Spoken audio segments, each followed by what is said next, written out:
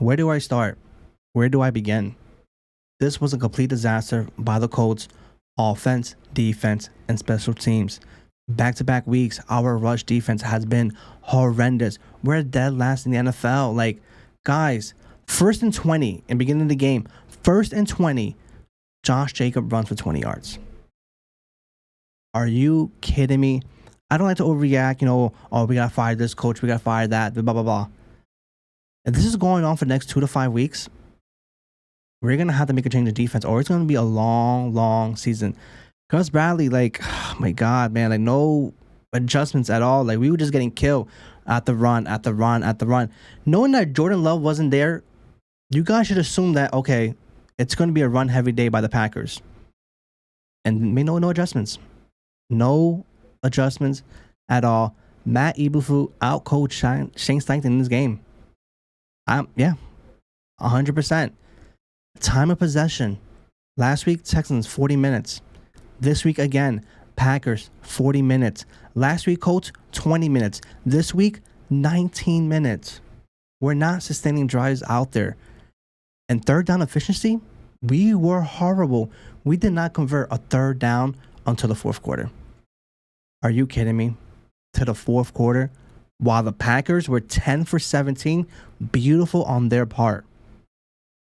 Rushing for over 261 yards. Are you kidding me? This right here was such a disaster by defense. The defense get an F. Plus. Whatever's under an F, like, horrendous. And Malik Willis, he outplayed Anthony Richardson today. Matt Eberflus put Malik Willis in good positions the entire game. 12 for 14. He only missed 2 passes. 122 yards. Like, guys, are you kidding me? And Josh Jacobs, workload killer, man. 32 carries, 151 yards. And Malik Willis was 6 carries, 41 yards. Completely destroyed us in the run game. Like, it was just so disgusting just watching the Colts play in the defense in the first half. Second half, I will give them credit. They did tighten up the run game, and they was able to, stop them. But still, like, come on, guys. Like, 200 yards in the first half. We gotta do something, man. Like, we cannot continue this for the next 2 to 5 weeks. Like, it's gonna be a long season. Like, I had high hopes of the Colts, possibly being at best a 7 seed and making it to the playoffs. As of right now, like, they're looking like one of the worst teams in the NFL. Like, it's really, really bad, and I'm just sickened right now. Like, oh my God. And Anthony Richardson, 17 for 34, 204 yards, 1 touchdown, and 3 interceptions. 2 interceptions were some bonehead interceptions, and granted, it's going to happen. The last one, it was a Hail Mary. It is what it is. Those interceptions tend to happen 9 out of 10 times, so I'm not going to put that on him. It was the end of the game. It is what it is.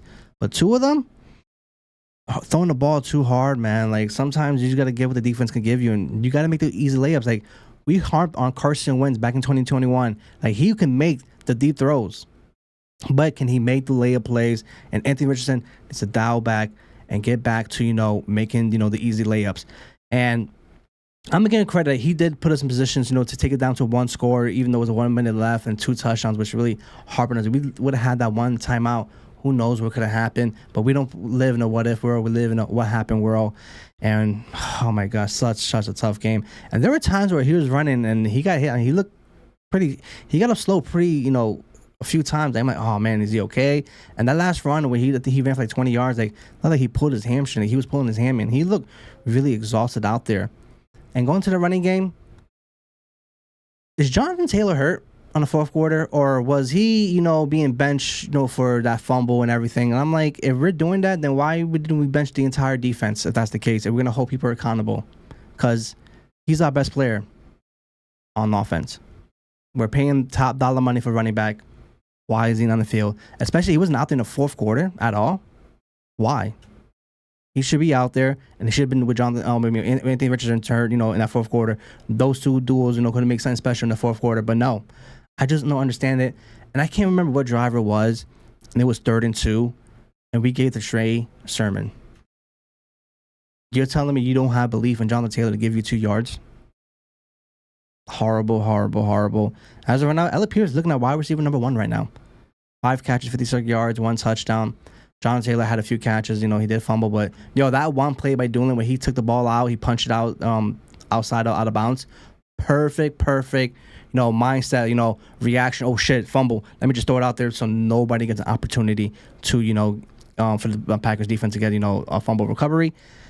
And, the tight end finally caught, a pass in this game as well, too. Michael Pittman, 3 receptions, 21 yards. A.D. Mitchell has some key drops in this game. I'm like, oh, my God, bro. Like, this right here was just an awful showing by the offense. And hopefully Josh Downs comes back next week and, we can just get this offense rolling again. Because as of right now, he is missed right now. And he just plays a pivotal role in this offense with shortest yard positions right now.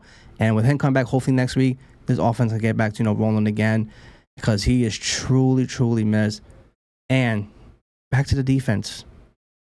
2 of our starters, DeForest Buckner, land on his ankle. That was such an ugly look right there. Mind you, he's playing the game being hurt with a back injury. I'm like, fuck, man. I hope he's okay because he's our bread and butter on the defensive line. Without him, our rush defense is going to get even more worse. If he's gone for a significant time, it's only going to get worse. And I'm like, oh, my God. And our rookie, Leatu, out for the game for a hip injury. I'm like, oh, my God. It's only week 2, and bodies are dropping left and right. Oh, my God. Being a Colts fan is so stressful sometimes, everybody. And Matt Gay, you're getting paid top dollars to make these kicks, and you miss a 50-yarder. Since Adam Vinatieri has been gone, we have not been consistent to kickers. And, I'm not going to say the game was lost because of him, but could have dropped it down 3, and who knows what could have happened right there. But you got to make those kicks. There's a reason why you're one of the top paid kickers in the game. And the miss by you, that was truly horrendous. And overall, just a horrible game. Shane Steichen, F. He got out-coached with Mike Eberflus. Anthony Richardson, I'm going to give him a D. On the running back, Jonathan Taylor, he killed it.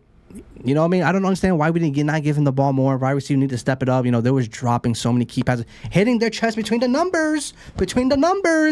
I'm like, oh my God. Defense played horrendous, like F plus or whatever at the lower tier of F is.